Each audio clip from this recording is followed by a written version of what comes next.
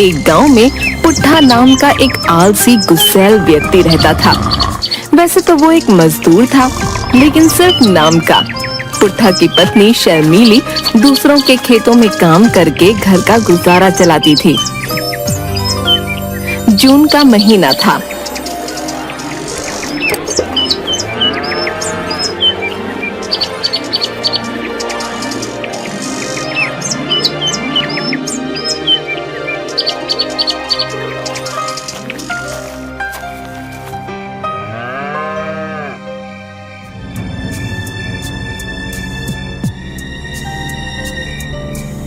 उस रात गर्मी से बेहाल शर्मीली ने घर में कदम रखा ही था कि तभी पुट्ठा शर्मीली से गुस्से में बोला, देखो शर्मीली, अगर गर्मी है तो इसका मतलब ये नहीं कि तुम जब मर्जी चाहोगी तुम घर में आ जाओगी।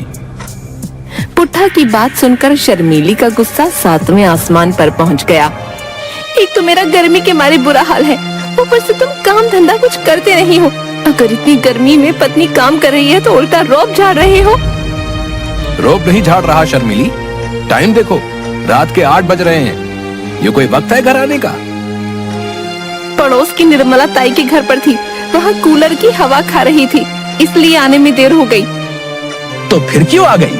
कंबल ओढ़कर निर्मला ताई के घर पर ही सो जाती। देखो जी, मेरा दिमाग खराब मत करो। इसमें दिमाग खराब करने वाली बात क्या है? आजकल का माहौल देखा है कितना खराब है। निर्मला ताई का पति पूरे गांव में छिछोरेपन के लिए मशहूर है। तुम्हारी चिंता होती है मुझे। हाय हाय, अरे चिंता मैन, बड़ी चिंता करने वाले बने करते हो। इतनी ही अगर चिंता है तो कोई काम धंधा क्यों नहीं ढूंढ लेते? पत्नी काम करके पड़ोस में कूलर की हवा खा ले तो तुम्हें चिंता होती है। हर बात का उल्टा मत लिया करो शर्मीली। तुम अच्छी तरह से जानती हो कि गर्मियों में मुझसे भी काम नहीं होता, क्योंकि मुझे बहुत गर्मी लगती है। आप तो अपनी बात मत ही करो जी, आपको तो सर्दियों में बहुत सर्दी लगती है, गर्मियों में आपको बहुत ज्यादा गर्मी लगती है, बरसात में तो ज्यादातर काम बंद ही रहते हैं। बस आपको तो पूरे साल निठल्ले बनकर घूमना है, पत्नी पर हुक्म चलाना है। तुम्हें पता है, मैं 3 घंटे से तुम्हारा इंतजार कर रहा हूँ। मुझे कितनी जोरों से भूख लगी है। तो ये बोलिए ना कि आपको भूख लगी है, इसलिए आपको पत्नी की चिंता हो रही थी। इतना कहकर शर्मीली ने टिफिन पुट्ठा की ओर बढ़ा दिया। ये लीजिए, आज मुझे सिर्फ दाल मिली है, यही खाकर गुजारा कर लीजिए। क्या दाल? लेकिन तुम तो कह रही थी कि बिरजू जमींदार के यहाँ पर आज दावत है, चिकन बना होगा। हाँ बोल रही थी, लेकिन उनके यहाँ मेहमान ज्यादा हो गए तो चिकन खत्म हो गया। हे भगवान, कैसे जानवर हैं, सारा का सारा चिकन खा गए। हाँ खा गए। और सुनिए, कल से आप खुद काम करोगे, मैं कल कहीं काम पर नहीं जाने वाली। अचानक ये कैसी बहकी बहकी बातें करने लगी तुम? देखो जी, आज खेतों में गर्मी की वजह से मेरी हालत खराब हो गई। एक तो हमारे घर में ना पंखा है ना कोई कूलर। पड़ोस की निर्मला ताई के यहाँ कितना बड़ा कूलर लगा है, तुम्हें पता है? लेकिन मेरी तो किस्मत ही फूटी है। मुझे एक निकम्मा पति मिला जो मुझे कूलर तो क्या, एक पंखा तक लाकर नहीं दे सकता। पुट्ठा गुस्सैल स्वभाव का था। शर्मीली के कहने पर उसे काफी गुस्सा आ गया। तुम जरा सा काम क्या करके आती हो, मुझे जलील करने का कोई भी मौका नहीं छोड़ती है? जी, आपने बिल्कुल सही कहा। मैं खुलकर बोल रही हूँ कि मैं आपको इस वक्त जलील कर रही हूँ। जाइए, जाकर कुछ काम कीजिए। नहीं तो इस बार की गर्मी में तुम और कर लो। बिल्कुल नहीं जी, मुझे 1 हफ्ते के अंदर अंदर अपने घर में कूलर चाहिए। बगैर कूलर के मैं कोई काम नहीं करूँगी, यहाँ तक कि घर का भी कोई काम नहीं करूँगी। और अगर तुमने मेरी बात नहीं मानी ना, तो इस बार मैं अपने मायके जाकर तुम्हारे आलस पने की करतूत अपने भाइयों को बता दूंगी। फिर याद रखना, पिछली बार जो मेरे भाइयों ने तुम्हारी जो ठुकाई की थी ना, उसका दर्द तुम्हें आज भी होता है। शर्मीली की बात सुनकर पुट्ठा चुप हो गया, क्योंकि शर्मीली के भाइयों ने आलस की वजह से ही उसको बुरी तरह से पीटा था।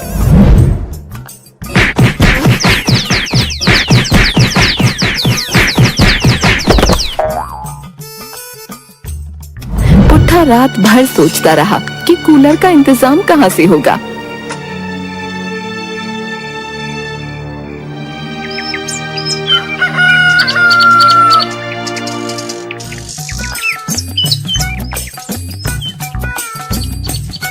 पुट्ठा दूसरे दिन घर से बाहर निकला ही था कि ठेले पर शिकंजी बेच रहा मजाकिया मंगत लाल उसकी ओर देखकर बोला, अरे क्या हुआ पुट्ठा भैया, इतनी गर्मी में कैसे निकल आए? तुमसे मतलब, अपने काम से काम रखो। हैं? अरे पुट्ठा भैया, तुम्हारी चिंता हो रही है इसलिए बोल रहे हैं। कहीं ऐसा न हो सूरज की किरणों से तुम बेहोश हो जाओ। अगर तुम्हें कुछ हो गया तो भरी जवानी में भाभी का क्या होगा? उनका ख्याल कौन रखेगा? भाभी वैसे भी कितनी सुंदर हैं।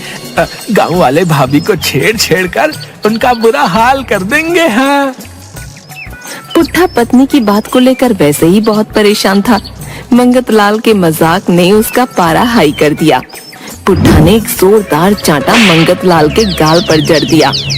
एक तो वैसे ही मेरा दिमाग खराब हुआ पड़ा है, ऊपर से तेरा मजाक खत्म होने का नाम ही नहीं ले रहा है। कम से कम देख तो लिया कर सामने वाले का मूड कैसा है।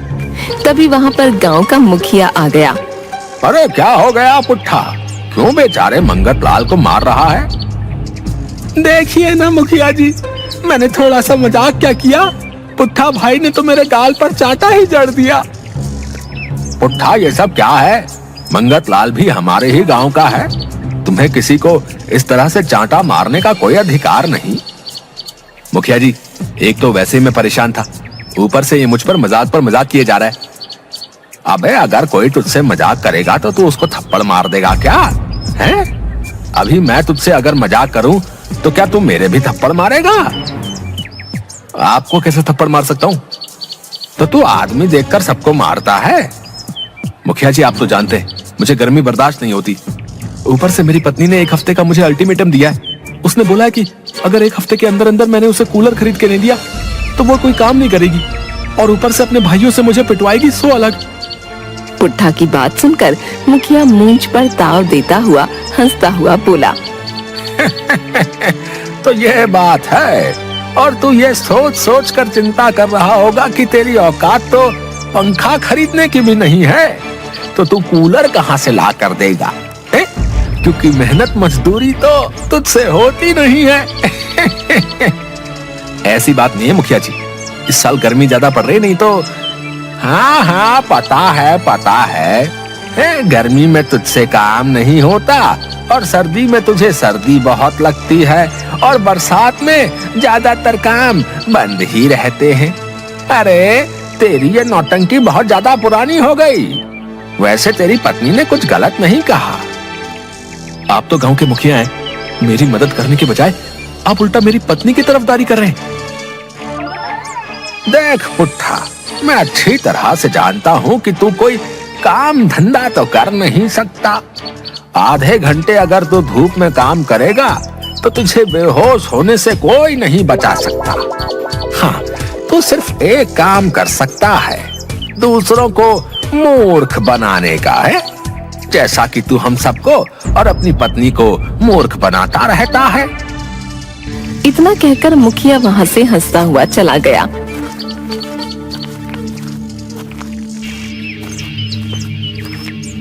पुट्ठा एक पेड़ के नीचे बैठकर गहरी सोच में डूब गया कि तभी उसके कानों में एक आवाज टकराई। भगवान के नाम पे कुछ दे दे। पुट्ठा ने देखा तो उसके सामने एक भिखारी खड़ा हुआ था। अरे जा यहाँ से, वैसे भी मेरा बहुत ज्यादा दिमाग खराब है। अरे 1 रुपया ही तो मांग रहा हूँ। अरे बोला ना, जा यहाँ से। बहुत गुस्से में है, लगता है अपनी पत्नी की मार खाकर आ रहा है। अबे जाता है कि नहीं है? नहीं तो तू मार खाएगा। हाँ, लेकिन मार तो आज तेरी किस्मत में लिखी है। क्या बोला? भिखारी कहीं का है? बोल तो ऐसे रहा जैसे कोई ज्योतिषी हो। मैं हाथ की लकीर देखकर भविष्य भी बता सकता हूँ। दिखा अपना हाथ, मैं बताता हूँ आज तेरी किस्मत में क्या है। पुट्ठा ने अपना हाथ भिखारी के आगे कर दिया। तेरे हाथ की रेखा बता रही है कि आज तू बहुत पिटने वाला है। पुट्ठा का पारा वैसे भी हाई था, उसकी बात से और ज्यादा हाई हो गया। लगता है तू बहुत ज्ञानी भिखारी है। हाँ, मैं बैठे बैठे ही हर किसी का भविष्य बता सकता हूँ। भिखारी ने ये कहा ही था कि पुट्ठा ने एक जोरदार चांटा भिखारी के गाल पर जड़ दिया। चांटा पड़ते ही भिखारी हड़बड़ा गया। ये क्या था भाई? इतना बड़ा ज्ञानी होकर भीख मांगता है। और तो और तू बैठे बैठे सारे लोगों का भविष्य बता सकता है। तो तूने आज अपना भविष्य नहीं देखा था कि आज तू ही पिटने वाला है? हैं? बोल। इतना बोलकर पुट्ठा उसे पीटने लगा।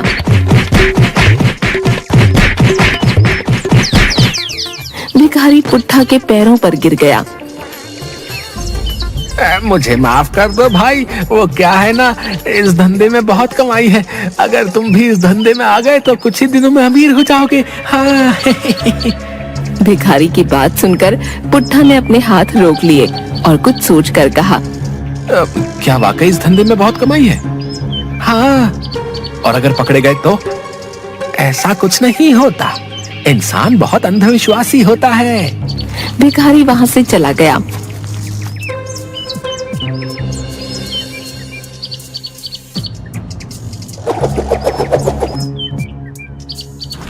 पुट्ठा एक भिखारी का भेष बनाकर दूसरे गांव पहुंच गया। तभी पुट्ठा की निगाह एक अच्छे मकान पर चली गई। उस मकान के बाहर एक बड़ा सा कूलर लगा हुआ था। पुट्ठा तुरंत उस मकान के दरवाजे पर पहुंच गया। भगवान के नाम पर कुछ दे दे बाबा को। पुट्ठा की आवाज सुनकर उस मकान से एक स्त्री बाहर निकलकर आ गई। आपको इससे पहले मैंने कभी नहीं देखा, लगता है नए नए भिखारी हुए हो। मूर्ख स्त्री, हम कोई मामूली भिखारी नहीं। हमारा एक पैर गांव में रहता है तो दूसरा पैर हिमालय में। हम वर्षों की तपस्या करके हिमालय से लौटे हैं। हमारे पास हर समस्या का हल है। तो फिर आप तो बहुत ज्ञानी होंगे। हाँ, हमें वरदान मिला है कि हम हर किसी का हाथ देखकर उसका भविष्य बता सकते हैं। अरे तो आप बाहर क्यों खड़े हैं, अंदर आइए ना। पुट्ठा स्त्री के साथ अंदर की ओर बढ़ गया। तभी पुट्ठा की नजर उस स्त्री के कच्चे आंगन पर चली गई। उसने देखा कि एक 10 साल का बच्चा उस कच्चे आंगन की मिट्टी को एक लकड़ी से खोद रहा था। स्त्री पुट्ठा को घर के अंदर ले आई और अपना हाथ आगे करके बोली, मेरा हाथ देखकर भविष्य बताइए बाबा। पुट्ठा उस स्त्री के हाथ की लकीरों को देखने लगा, मगर सच तो ये था कि वो कुछ जानता नहीं था। तभी अचानक पुट्ठा का दिमाग आंगन में खेल रहे उस बच्चे पर दौड़ गया। तेरे आंगन में सोना गड़ा है कन्या, बहुत जल्द तुझे सोना मिलने वाला है। पुट्ठा ने ये कहा ही था कि तभी वो बच्चा भागता हुआ आ गया। उसके हाथ में एक पीली धातु की मूर्ति थी। उसने उस स्त्री से कहा, देखिए माँ, ये सोने की है, मुझे आंगन में मिट्टी में गड़ी हुई मिली। पुट्ठा ये देखकर बुरी तरह से हैरान हो गया। उस स्त्री ने मूर्ति को पकड़ लिया और बोली, अरे ये तो वाकई सोने की है। बाबा, आप तो बहुत ज्यादा ज्ञानी हैं। आपके पैर मेरे घर में कितने शुभ हैं। आपने पहले ही बता दिया कि मेरी किस्मत में धन लिखा है और ऊपर से तुरंत मिल भी गया। इतनी स्पीड से तो काम कभी नहीं हुआ। इतना कहकर वो स्त्री ठंडा शरबत पुट्ठा के लिए बना लाई, मगर पुट्ठा के दिमाग में कुछ और ही चल रहा था। हमने कहा ना कन्या कि हम बहुत पहुंचे हुए बाबा हैं। हम पानी शरबत कुछ नहीं लेंगे, हम थोड़े अलग टाइप के बाबा हैं। मैं कुछ समझी नहीं बाबा। हम जब भी किसी का हाथ देखकर कुछ बताते हैं तो हम उसके बदले उसके घर की एक वस्तु ले लेते हैं, और अगर कोई हमें उस वस्तु को देने से इनकार कर देता है तो वो पूरी तरह से तबाह और बर्बाद हो जाता है। पुट्ठा की बात सुनकर वो स्त्री बुरी तरह से डर गई। बोलिए बाबा, आपको क्या चाहिए? हमें बस तुम्हारा ये कूलर चाहिए ताकि हम इस कूलर को गरीबों में दान कर सके। उस स्त्री ने खुशी से पुट्ठा को कूलर दे दिया। पुट्ठा कूलर को ठेले में लगवाकर अपने घर ले गया। कूलर देखकर पुट्ठा की बीवी बहुत ज्यादा खुश हो गई। उसने तुरंत कूलर स्टार्ट कर लिया और कूलर के सामने बैठकर ठंडी हवा खाती हुई बोली, कहीं मैं कोई सपना तो नहीं देख रही ना? पुट्ठा, ये सपना नहीं है प्रिय, सच है ना? ठंडी ठंडी हवा में कितना आनंद आ रहा है। देखती जाओ प्रिय, आज तो मैं कूलर लेके आया हूँ, कुछ दिनों बाद मैं एसी भी लगवा लूंगा। हाँ। पुट्ठा ने ये बात बोली ही थी कि तभी उसके घर में 3-4 दूसरे गांव के युवक घुस आए और साथ में गांव का मुखिया भी। उनमें वो भिखारी भी था। तभी उन युवकों में एक युवक पुट्ठा की ओर देखकर बोला, हम उस स्त्री के देवर हैं जिनके घर पर तू ठगी करके आया है। नकली भिखारी जो सोने की मूर्ति बच्चे को मिली थी। जब हम उस सोने की मूर्ति को सुनार के यहाँ पर ले गए तो उसने बताया कि वो दरअसल पीतल की है। और उस पर सोने का पानी चढ़ा हुआ था। वो तो भला हो इस भिखारी का जिसने हमें तेरे बारे में सब कुछ बता दिया। क्या तो ये कूलर तुम लोगों को धोखा देकर लाए हो? हाँ शर्मीली, मैंने इस मूर्ख से ये क्या कह दिया कि तुझे मूर्ख बनाना आता है, ये उस बात को गंभीरता से ले गया। तभी एक युवक गुस्से से बोला। देखते क्या हो, मारो इसको। सारे के सारे युवक पुट्ठा को पीटने लगे।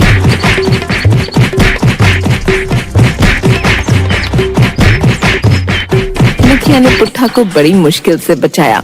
तभी एक युवक बोला। कूलर उठा लो। लेकिन गांव का मुखिया उस युवक से बोला। कूलर के पैसे मैं तुम्हें दे दूंगा, इस कूलर को अब यहीं रहने दो। आज वैसे भी पुट्ठा की मार बहुत ज्यादा लग गई है ना? मुखिया पुट्ठा की ओर देखकर बोला। आज तुम्हारी किस्मत में मार खाकर कूलर की हवा खाना लिखा था। जाओ, ये कूलर आज से तुम्हारा हुआ।